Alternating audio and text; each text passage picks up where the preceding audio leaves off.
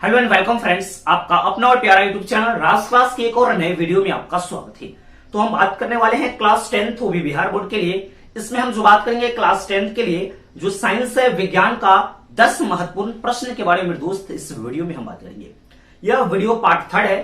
Part 1, part 2 और part 2 में 10-10, क्योंकि हर एक पार्ट में हम 10-10 साइंस की लघुतरीय महत्वपूर्ण प्रश्न के बारे में दोस्त हम बात करते हैं, जो 2023 में एग्जाम देने वाले हमारे विद्यार्थी हैं उन सभी के लिए सबसे ज्यादा महत्वपूर्ण यह प्रश्न है।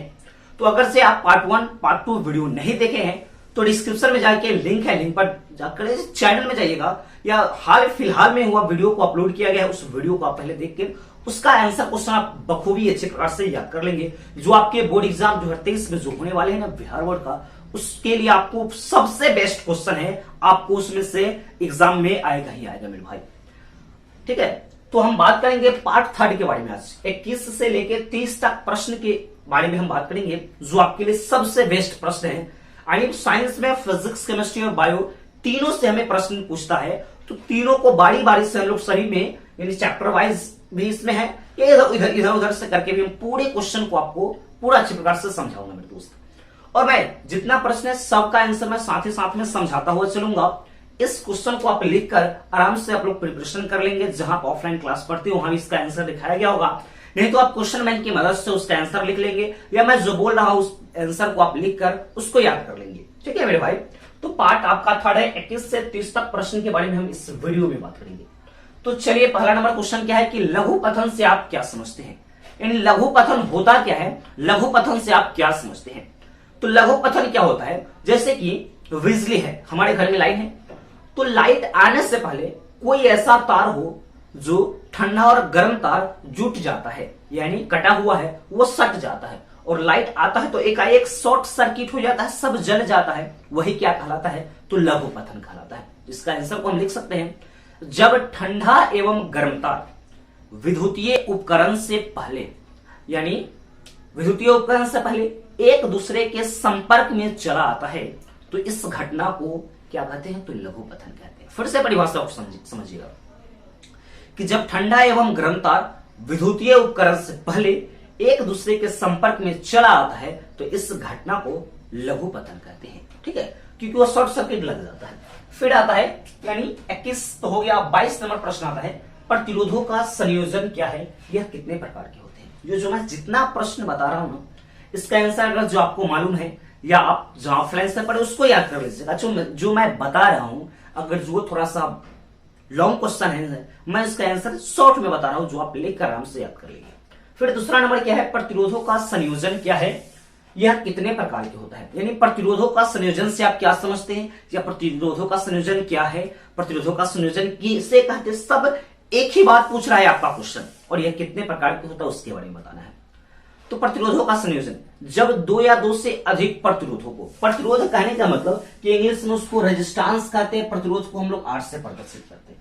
तो जब 2 या 2 से अधिक प्रतिरोधों को, या R1 R2, 2 या 2 से अधिक इस तरह से प्रतिरोधों को एक साथ जब हम संयोजित कर देते हैं, फिर से परिभाषा को समझिए कि जब 2 या 2 से अधिक प्रतिरोधों को एक साथ संयोजित कर देते हैं, तो इसे क्या कहते हैं, प्रतिरोधों का संयोजन कहते हैं। अब प्रतिरोधों का संयोजन कितना प्रकार से होता है, तो प्रतिरोधों का संयोजन 2 प्रकार के, पहले आप चेंज करके लिखेंगे कि प्रतिरोधों का संयोजन कितने प्रकार से, तो 2 प्रकार से होते हैं, 2 प्रकार के होते हैं। पहला होता है समांतर क्रम संयोजन, ठीक है, और दूसरा होता है श्रेणी क्रम संयोजन। ठीक है, ये हो गया। क्योंकि जितना मैं जो प्रश्न बता रहा हूं आपके बोर्ड एग्जाम के लिए बार बार कर रहा हूं मेरे दोस्त, अगर से आप में है दम तो टॉपर बनाएंगे हम। आप पूरा अच्छी प्रकार से याद कर लीजिएगा ना, आपको बहुत बेस्ट नंबर आएगा, बहुत बढ़िया नंबर आएगा। यानी 80 नंबर का जो एग्जाम होता है ना, 60+ आपको इसी से आ जाएगा, रिटर्न से ही, क्योंकि ये जितना जो मैं सब्जेक्टिव प्रश्न बता रहा हूं, लघुतरी प्रश्न, इसमें कहीं ना कहीं ऑब्जेक्टिव आपका छुपा हुआ है। आपसे इसमें ऑब्जेक्टिव में पूछ सकते हैं, ठीक है, कि प्रतिरोधों का संयोजन के कितने नियम होते हैं, यानी कितने प्रकार, यानी यह प्रतिरोधों का संयोजन कितने प्रकार के, कितना प्रकार, 2 प्रकार से होते हैं। उसमें रहेगा ठंडा या गर्म तार विद्युतीय उपकरण से पहले जुड़ जाता है, तो क्या होता है, तो लघु पठन होता है। यह सब हो जाएगा। फिर आता है प्रतिस्थापन या विस्थापन, यदि प्रतिस्थापन अभिक्रिया वही है, उसी का दूसरा नाम है क्या है, तो विस्थापन अभिक्रिया क्या है, उदाहरण दीजिए। आपका प्रतिस्थापन और विस्थापन दोनों एक ही नाम है। आपका क्वेश्चन में प्रतिस्थापन पूछते एग्जाम में या विस्थापन पूछते, ठीक है, और उसका एक उदाहरण हमें देना है। तो प्रतिस्थापन या विस्थापन अभिक्रिया क्या है? तो जब अधिक क्रियाशील धातु, क्रियाशील समूह आप पढ़े होंगे, तो उसमें है कि जब अधिक क्रियाशील धातु अपने से कम क्रियाशील धातु को उसके यौगिक से हटा देता है ना, तो इससे क्या कहते हैं? प्रतिस्थापन या विस्थापन। इसका शॉर्ट भाषा में समझिए, अगर जो कोई मोटा तगड़ा आदमी है, एक एकदम पतला दुबला पतला है, वह अगर जो उसको कुछ मिल गया, जैसे कि दुबला पतला आदमी जा रहा है रास्ते में, उसको मानते हैं कि 100 रुपया मिल गया, वो मोटा आदमी देख लिया, तो क्या करता है? उसको दूझा पर मारता है, उस पैसा को छीन लेता है। तो कौन सा अभिक्रिया उसके पास हो गया? प्रतिस्थापन या विस्थापन। क्योंकि अधिक क्रियाशील, अधिक शक्तिशाली आदमी है, ये कम शक्तिशाली आदमी है, इसको कुछ उस तरह अच्छा सामान मिल जाता है रास्ते में, तो क्या करता है? शक्तिशाली आदमी उसको मारकर छीन लेता है, ठीक है। तो मारकर छीन लेता है यानी एक्सचेंज करता नहीं, उसको छीन लेता है, तो उसको क्या कहते हैं हम लोग? प्रतिस्थापन या विस्थापन अभिक्रिया करते हैं। फिर से समझेंगे मेरे भाई कि जब अधिक क्रियाशील धातु अपने से कम क्रियाशील धातु को इसको यौगिक से हटाकर उसका स्थान खुद ग्रहण कर लेता है, इसे कौन से अभिक्रिया कहते हैं? प्रतिस्थापन या विस्थापन। उसका एक एग्जांपल है, आप एग्जांपल को दे दीजिएगा। फिर आता है ऊष्माक्षेपी और ऊष्माशोषी अभिक्रिया क्या है? तो मेरे भाई ऊष्माक्षेपी का मतलब उत्सर्जन और ऊष्माशोषी का मतलब कि शोषण ऊष्मा का। सिंपल सी भाषा में ऊष्माक्षेपी क्या होगा? वैसे रासायनिक अभिक्रिया जिसमें अभिक्रिया के फलस्वरूप ऊष्मा उत्सर्जन होता है, ऊष्मा निकलता है। जब कोई रासायनिक अभिक्रिया करते हैं, हाइड्रोजन और ऑक्सीजन को जोड़ते हैं, उसमें से ऊष्मा निकलता है, तो क्या होता है वो भाई? तो वो जल बनता है, यानी ऊष्मा उत्सर्जन होता है, इसे ऊष्माक्षेपी अभिक्रिया कहते हैं। फिर से समझेंगे कि ऊष्माक्षेपी अभिक्रिया कहते हैं तो वैसे रासायनिक अभिक्रिया जिसमें अभिक्रिया के फलस्वरूप ऊष्मा का उत्सर्जन होता है ना, उसे ऊष्माक्षेपी अभिक्रिया कहते हैं। फिर दूसरा आता है कि ऊष्माशोषी अभिक्रिया क्या है मेरे भाई? तो ऊष्माशोषी है कि जब वैसे रासायनिक अभिक्रिया जिसमें अभिक्रिया के फलस्वरूप ऊष्मा का अवशोषण होता है, ऊष्मा का शोषण होता है, शोषित किया जाता है, यानी उसमें क्या होता है? ऊष्मा का शोषण होता है, उसे ऊष्माशोषी अभिक्रिया कहते हैं। इसका एग्जांपल आप लोग लीजिए, क्योंकि जो मैं प्रश्न बता रहा हूं उसको आप बारीकी से समझेंगे, बारीकी से, क्योंकि बहुत वेस्ट में आपके लिए क्वेश्चन दे रहा हूं, उसका आंसर आपको साथ ही साथ में समझा रहा हूं, कोई दिक्कत नहीं होगा। एक बार समझ में नहीं आता है मेरे भाई, इस वीडियो को 2 बार 3 बार करके देखेंगे ना, आपको पूरा कंप्लीटली समझ में आ जाएगा। इस वीडियो को आप 2 बार 3 बार, हर एक दिन में 1 बार वीडियो को देखिए। इससे क्या होता है कि एक ही चीज को बार बार देखने से, सुनने से वो चीज जबरदस्ती याद हो जाता है। अगर जब आपको याद करने का भी मन नहीं है ना, चाहे याद नहीं हो रहा है, इसको आप डेली बाय डेली देखिए।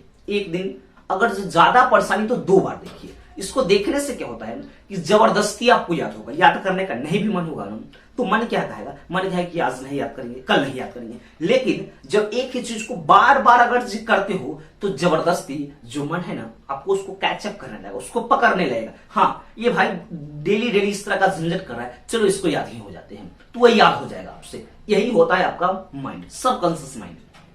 वही कह रहे हैं, इसको एक दिन में 2 बार 3 बार, जितना बार आपको संभव है, कम से कम 1 बार तो जरूर देखिए। यानी हर एक वीडियो, जितना मैं आपको अभी से वीडियो दे रहा हूं, क्लास 10th वाले के लिए, 12th वाले के लिए वीडियो मिल रहा है, उस वीडियो को 1 बार 2 बार डेली बेसिस पर देखेंगे ना, आपको जबरदस्ती याद हो जाएगा। नहीं भी याद करने का मन है ना, वो जबरदस्ती क्वेश्चन याद हो जाएगा और आपको बहुत बढ़िया नंबर आ जाएगा मेरे दोस्त। तो वही कह रहा है। फिर आता है 25 नंबर क्वेश्चन, क्या है? उदासीनीकरण अभिक्रिया क्या है? यानी वैसे रासायनिक जब अम्ल तथा क्षार, इसमें होगा जब अम्ल तथा क्षार आपस में अभिक्रिया कर लवण तथा जल का निर्माण करता है, उसे कौन सा अभिक्रिया कहते हैं? उसे हम लोग उदासीनीकरण अभिक्रिया कहते हैं। फिर से समझेंगे, उदासीनीकरण अभिक्रिया क्या है?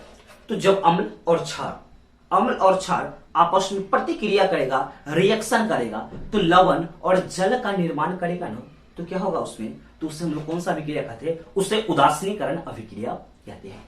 फिर आता है उत्कर्मणीय एवं अनुत्कर्मणीय अभिक्रिया क्या है? यानी उत्कर्मणीय अभिक्रिया किसे कहते हैं और अनुत्कर्मणीय? कर्मणीय का मतलब कि हो जाता है, यानी प्रतिकारक से प्रतिफल, और यानी उत्कर्मणीय का मतलब कि दोनों दिशा में, अनुत्कर्मणीय के मतलब कि एक ही दिशा में। इस तरह से लॉजिक में याद करते हैं ना, कॉन्सेप्ट के साथ उसको याद करते हैं ना, तो जल्दी याद हो जाता है। पहले समझते हैं उत्कर्मणीय अभिक्रिया किसे कहते हैं। यानी उत्कर्मणीय अभिक्रिया कैसे कहते हैं? वैसे रासायनिक अभिक्रिया जो दोनों दिशाओं में संपन्न होती है। यानी वैसा रासायनिक अभिक्रिया होता है जो दोनों दिशाओं में संपन्न होता है। इसका मतलब कि प्रतिकारक से प्रतिफल बनते हैं और प्रतिफल से प्रतिकारक पुनः बन जाते हैं, उसे कौन सा अभिक्रिया कहते हैं? उसे उत्क्रमणीय अभिक्रिया कहते हैं। क्या होता है फिर से समझेंगे। उत्क्रमणीय अभिक्रिया क्या होता है? उत्क्रमणीय अभिक्रिया तो यानी वैसे रासायनिक अभिक्रिया जो दोनों दिशाओं में संपन्न होती है, अर्थात प्रतिकारक से प्रतिफल तथा प्रतिफल से प्रतिकारक बनते हैं, उसे उत्क्रमणीय अभिक्रिया कहते हैं। फिर आता है अनुत्क्रमणीय अभिक्रिया। तो वैसे अभिक्रिया चाहे वैसे रासायनिक अभिक्रिया जो एक ही दिशा में संपन्न होती है, उसे कौन सा अभिक्रिया कहते हैं? उसे अनुत्क्रमणीय अभिक्रिया कहते हैं। फिर आता है क्वेश्चन नंबर 27। क्वेश्चन नंबर 27 क्या है? यानी आदर्श ईंधन की विशेषता लिखिए। बहुत ही लाजवाब क्वेश्चन है। आदर्श ईंधन की विशेषता प्रचुर मात्रा में उपलब्ध होनी चाहिए, सस्ता होना चाहिए, हर जगह उपलब्ध होना चाहिए, जलने पर वायु प्रदूषण नहीं होना चाहिए। ये सब इसमें हम इसके विशेषता में लिखेंगे, क्योंकि ये आप खुद से भी लिख सकते हो, इसमें कोई जोर जबरदस्ती वाली बात इसमें है। लेकिन मैं आपको बता रहा हूं, मैं जो वीडियो दे रहा हूं उसको आप पूरा देखेंगे, पूरा एंड तक देखिएगा, पूरा क्वेश्चन आपको समझ में आएगा, आपको याद हो जाएगा। और 2-3 बार इसको जरूर एक बार डेली बेसिस पर एक बार देखेंगे ना, बहुत अच्छा से याद हो जाएगा। क्योंकि अच्छा से आप पढ़ेंगे तो अच्छा मार्क्स आएगा। अच्छा मार्क्स आएगा तो आपके घर के, परिवार का, स्कूल का, जहां पर आप ट्यूशन ऑफलाइन पढ़ते हैं, उनका कुछ रेपुटेशन थोड़ा सा ऊपर जाएगा। बशर्ते आप कहीं से नॉलेज लो।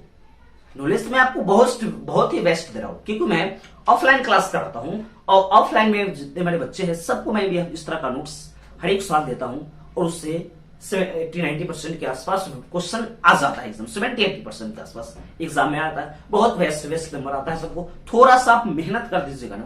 अब नहीं मेहनत कीजिएगा, आप कहेगा कि हमको पढ़ना ही नहीं है, तो भैया वैसा आदमी वीडियो को नहीं देखेगा, वह पास नहीं कर पाएगा। अगर जो उस तरह से पढ़ने का थोड़ा भी दिल नहीं है, अगर थोड़ा सा भी अगर अब डर है कि भैया अब तो फॉर्म भरा नहीं है, अब तो डर है कि अब पढ़ेंगे तभी तो पास करेंगे। क्योंकि नॉलेज के लिए पूरा 8 से 9 महीने बच्चा पढ़ता है, पूरा डेप्थ नॉलेज ही लेता है। और पास होने के लिए, अच्छा मार्क्स लाने के लिए 3 से 4 महीने एग्जाम से सबसे ज्यादा इंपॉर्टेंट दिन होता है। हर एक दिन एक नया सवेरा लेकर आपके लिए आता है। उसमें अगर इस तरह के क्वेश्चन को आप प्रिपरेशन करते हैं, वीवीआई टॉपिक्स को एक बार देख लेते हैं, तो आपको अच्छा मार्क्स आ जाएगा, बहुत अच्छा मार्क्स आएगा मेरे भाई। ठीक है, तो आदर्श ईंधन को समझ गए। इसका होता है कि लोहे के जंग लगने के से बचने के 2 उपाय। अगर जो लोहा को जंग नहीं लगाना है, क्योंकि लोहा को बाहर छोड़ देते हैं ना, धूप लगता है, उसमें पानी पड़ता है और हवा साथ रिएक्शन कर पाता है, और क्या हो जाता है, जो लोहा है उसमें जंग पकड़ लेता, थोड़ा थोड़ा पपड़ी जैसा उस पर से उड़ने लगता है, यानी क्या होता है, उसमें जंग पकड़ लेता है। तो वही कह रहा है कि लोहे के जंग से, उस तरह के जंग को बचने का क्या उपाय है? उसको तेल या ग्रीस लगा देना चाहिए, पेंट कर देना चाहिए, जस्तीकरण कर देना चाहिए, उससे हम उसको बचा सकते हैं। ठीक है, फिर 29 नंबर जो प्रश्न आता है, जल की अनुपस्थिति में अम्ल का व्यवहार अम्लीय क्यों नहीं होता है? ठीक है, तो जल की उपस्थिति में अम्ल का व्यवहार अम्लीय होता है क्योंकि उसमें हाइड्रोजन आयन होता है, और जल में हाइड्रोजन आयन होता है। अगर जो हाइड्रोजन आयन से प्रतिक्रिया करता है तब वह अम्लीय होगा, और अब हाइड्रोजन आयन जल से अभिक्रिया नहीं करता है तो क्या होगा, वह अम्लीय नहीं होगा। इसमें आंसर में लिखते हैं। ठीक है, फिर आता है समजातीय श्रेणी क्या है, उसका उदाहरण दीजिए। तो वैसे श्रेणी जिसके बीच -CH2 का अंतर हो, उसको हम लोग कौन सा श्रेणी कहते हैं? तो समजातीय श्रेणी कहते हैं। यह जो मैं प्रश्न आपको बताया हूं, 10 प्रश्न आपके लिए सबसे ज्यादा महत्वपूर्ण प्रश्न है, 10 इंपॉर्टेंट प्रश्न है। ठीक है, आपके बोर्ड एग्जाम 2023 के लिए बहुत ही महत्वपूर्ण है मेरे भाई। इस वीडियो को 1-2 बार करके पूरा देख लीजिएगा। पूरा 10 प्रश्न है, और पार्ट यह वीडियो का 3rd है। अगर जब पार्ट 1 और पार्ट 2 नहीं देखे हैं, डिस्क्रिप्शन में लिंक है, वीडियो को देख लीजिएगा, उसका प्रिपरेशन कर लीजिएगा। अभी तक मैंने 30 आपको लघुत्तरीय प्रश्न को यहाँ पे तैयारी करा दी हो पूरा अच्छे प्रकार से। इसके लिए एक प्रॉपर कॉपी बनाइएगा, पर्सनल अलग से कॉपी बनाइएगा। जो मैं प्रश्न बता रहा हूं सभी को आप लिखते चलेंगे, याद करते चलेंगे। जहां से आप लिख लेंगे इसका आंसर, कोई दिक्कत नहीं मेरे भाई। मैं आपको क्वेश्चन तो दे रहा हूं, आंसर तो आप लोग लिख लोगे। ठीक है, नहीं तो मैं जो बोल रहा हूं आंसर, उसको आप वीडियो को रोक कर उस आंसर को लिख लीजिए, आपको याद हो जाएगा मेरे भाई। ठीक है, वीडियो को पूरा देखने के लिए आप सबको बहुत बहुत धन्यवाद। इस वीडियो को अपने सभी दोस्तों के पास एक बार शेयर कर दीजिएगा। जो आपके दोस्त कम पढ़ रहे हैं उसको वीडियो जरूर शेयर कीजिएगा। इस वीडियो को देखेंगे, थोड़ा सा उत्साहित होंगे, पढ़ने का मन करेगा। जो मैं प्रश्न बता रहा हूं जबरदस्ती लिखेंगे और याद करेंगे। ठीक है, उस सबको वीडियो शेयर कर दीजिएगा। अगर जो आपके घर में या रिश्तेदार में कोई आपके भाई और बहन है, उनको भी वीडियो शेयर कीजिएगा, उनको भी इससे बेनिफिट होगा। अगर जो इस चैनल पर आप लोग नए हैं तो चैनल को सब्सक्राइब कर लीजिएगा और बेल नोटिफिकेशन को ऑन कर लीजिएगा, ताकि मेरे वीडियो का नोटिफिकेशन मेरे भाई सबसे पहले आपको मिलेगा। मैं आपके लिए बहुत परिश्रम करने के बाद इस तरह के वीडियो लेकर आता हूं और आपका फर्ज बनता है वीडियो को शेयर करेंगे, चैनल को सब्सक्राइब करेंगे, चैनल को थोड़ा सा बूस्ट करेंगे, ऊपर की तरफ लेकर चलेंगे मेरे भाई। ठीक है, तो मिलते हैं नेक्स्ट वीडियो में, तब तक के लिए जय हिंद।